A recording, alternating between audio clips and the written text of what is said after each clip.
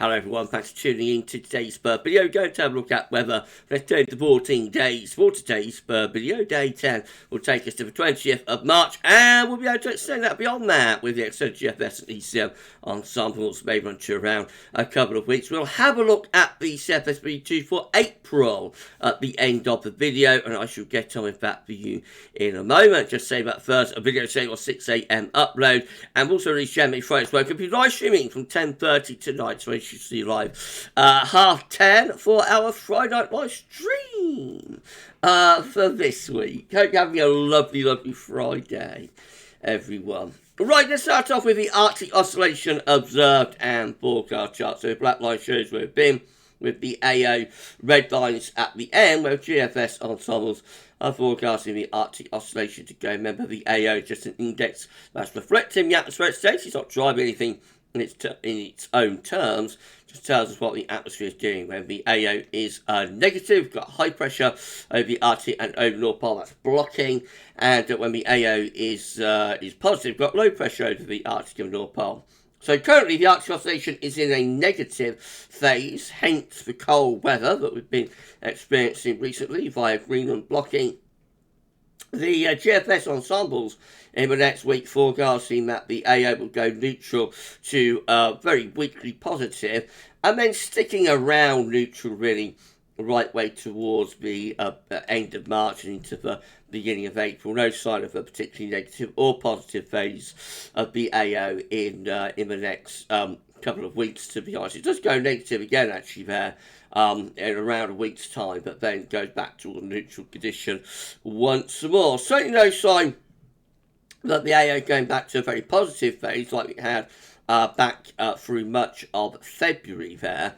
And again, you know, the blocking area of high pressure has given us the cold weather over the past week, 10 days. It's going to be relaxing, I think, over the next week or so. But not going to completely go away, and I think at times we will still be facing colder interludes, to be honest. I don't think we're going to go straight into a very spring-like spell of weather with a strong ridge from the Azores. Not immediately. The North Atlantic oscillation, again, very similar. Black line shows where we've been with the NAO, red lines at the end, GFS ensembles forecasting the NAO to go. Currently, we're negative with the NAO and have been since around the last week of February. And again, we see that the NAO's forecast just to be staying around neutral, really, over the over the next week or two. So at the minute we're weekly negative, we'll recover in about 5-6 days' time back towards neutral, and then it just stays there over the next week or so. And that's actually the very latest updated version. Again, you see just hovering very, very close to neutral with the NAO as we go through the second half of March.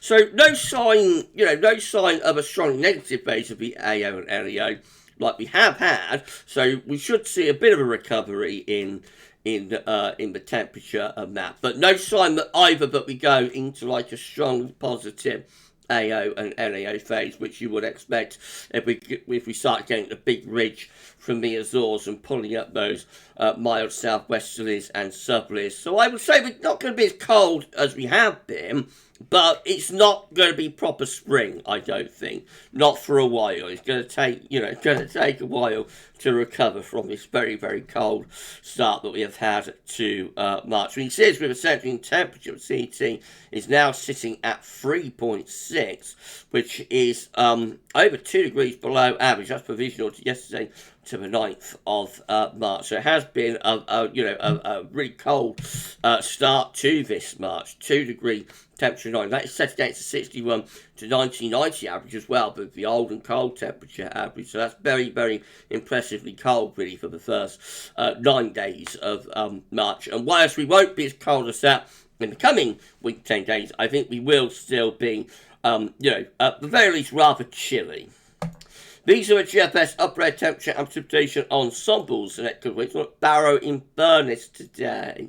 No suggested location for this part of the video. The red line is the 30-year upper air temperature average for Barrow in Furness. We're starting off colder than average at the moment. There will be a little bit of a tick up in the upper air temperatures later in the weekend through the beginning of next week, and then middle of next week it actually goes colder again, with a cold snap showing up, and then after that just hovering very close to average. There's quite a bit of scatter within that the green line, which is the operational 6N operational run. That is actually one of the mildest options within the GFS ensemble. You have got these colder ensemble members down here as well. So again, the idea I think is that we get a recovering in the temperature, as we go through the second half of March, but not yet probably into proper spring-like weather. And precipitation-wise, Barry and Burness, it's not very unsettled as well, particularly so in the next week, with further rain possibly when we get these colder interludes, particularly out just there. Some snow could be mixed in with that as well.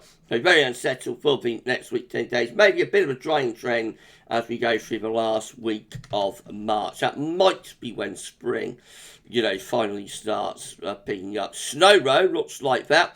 Could be some snow on Saturday, tomorrow actually, evening, and into Sunday morning, and then another dose maybe around the middle of next week. Just here. After that, snow row is easing off as we go through the third week into the final week of March. That could be suggestive of either milder weather or high pressure killing off the precipitation. Temperature anomalies from the 10th to the 18th March going to be colder than average. Another chilly week to come, not as cold as it has been, but nevertheless still below average temperatures ongoing. Precipitation anomalies from the 10th to the 18th March are still above average, so a cold or chilly and wet unsettled week to come.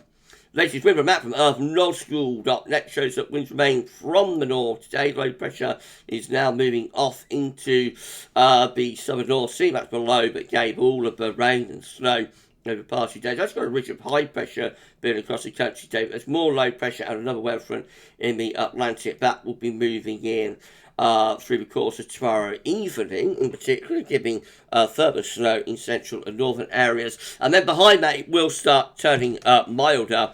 For the beginning of next week, it looks quite mild, but it won't be long before those northerly winds come back.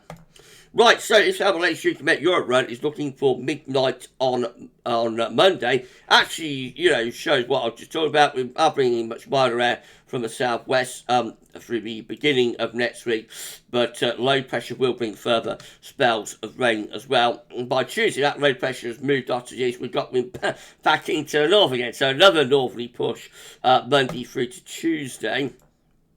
Then on to Wednesday, a little ridge builds in through the country. That's within quite cold air, so cold through the middle part of next week. And then low pressure back in through the second half of next week, bringing further wet weather in from off the Atlantic. Some of that could turn to snow in the north as it bumps in to that colder air. Icon, again, showing that we have a relatively mild but unsettled day on Monday. Tuesday goes colder with winds in from the north, a ridge of high pressure, transient ridge. For Wednesday will bring a cold, mostly dry day. And then battle lines drawn with Icon. So same idea as you came out, low pressure starts coming in from off the Atlantic, but below it's further south and it's struggling against that cold air. Notice the elongation here in the isobars. That's always a telltale sign that there's a battle that's taking place with the milder air trying to come in from the Atlantic, coming up against that cold air. You can see from the upper air temperatures, again, very indicative of battle lines drawn type scenario, -5 cells iceberg through northern England, +5 cells iceberg into the far south and southwest. In between, there will be a lot of rain, a lot of precipitation with that sort of temperature gradient. And on the northern edge, probably quite a bit of snow again, and not making much headway with that milder air as we go from Thursday through to Friday. Still battle lines drawn.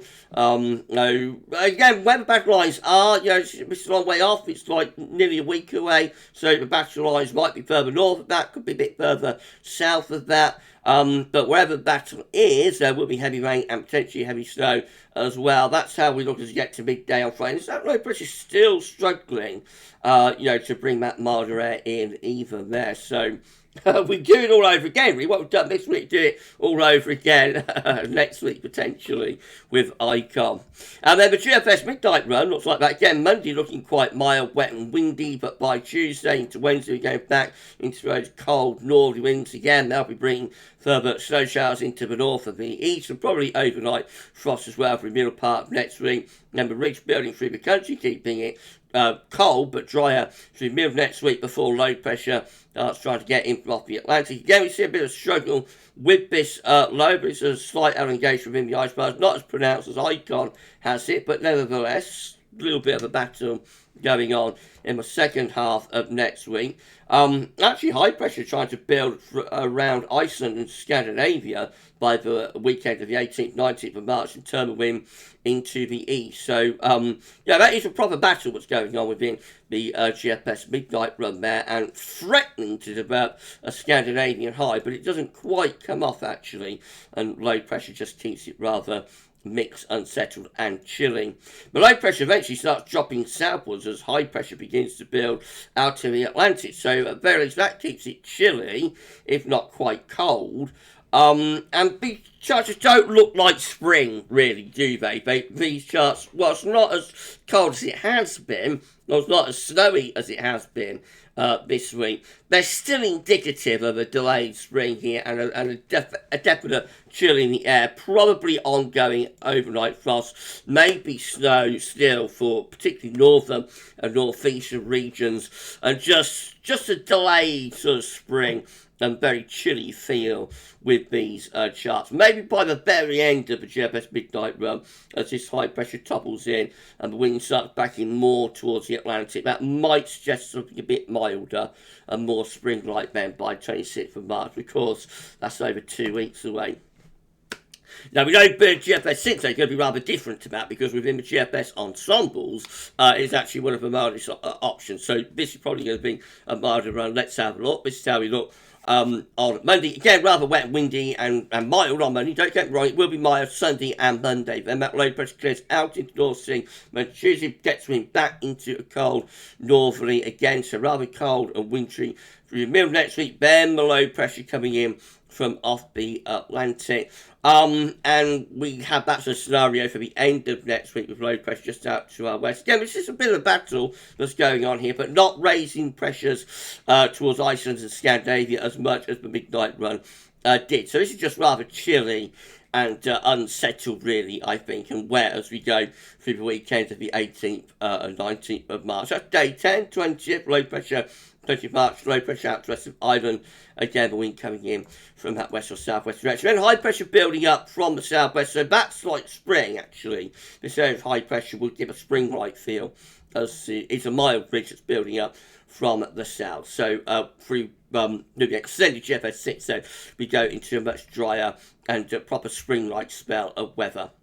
If you enjoyed the video, then please like, share and subscribe. Thank you so very much, everybody, for doing that. Why not drop a comment? Let us know what you think about this and all of our videos. And don't forget to tell your friends about GavsWeatherVids as well. Thank you so very much, everybody, for doing that. Around 50, 47, 48 subscribers to get us to 15.7k. So if you could give us a sub and tell your friends and family to subscribe, that would be incredible. Thanks so much, everyone, for doing that. Right, GM, again, looking rather mild, wet, windy on Monday. Remember, low pressure transfers eastwards Tuesday to Wednesday. Brings that cold air back from the north again through the middle part of next week. Second half of next week, low pressure tries to come in from off the Atlantic. Brings relatively mild weather into the south, but probably quite cold with easty winds further north. And then the GM starts building high pressure up towards Iceland again. Sends that low pressure way to the east and starts bringing back a cold northeasterly again. So the GM eventually turns cold again around days 8, 9 and 10 there. And then the ECM at WF once more with that low pressure over the country on Monday will give us a mild, wet, windy day. Tuesday takes that low pressure way to the east, gets wind back into the north, another northerly push from Tuesday to Wednesday, looking cold under a transient ridge of high pressure, low pressure in off the Atlantic, struggling against that cold air to some degree. So again, the elongation in the isobar suggests that, it is certainly milder to the south and west, but to the north and the east of that front, it is quite cold. There could be some snow with that.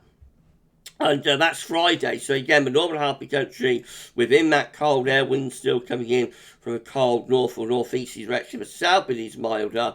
In between, again, we've got that weather front that will be producing heavy rain, but also potentially some heavy snow as well. Battle lines drawn with the ECM there. I think, again, where those battle lines get drawn, because it's like a week away, is uncertain. Eventually, the ECM builds a Scandinavian high up and pulls the wind in from the east. That's not a particularly cold easterly, but would certainly be, at the very least, chilly, as the upper air temperatures. So, it's not a beasterly east by any means, but it will certainly have a chilly feel to it with that easterly there. Visible precipitation type forecast based on that ECM run. So we get rid of today's rain and snow. That's now gone into the low countries, and things are turning drier. A little bit more rain since in the far southwest, actually, overnight into tomorrow morning. Just South Wales and southwestern parts of England.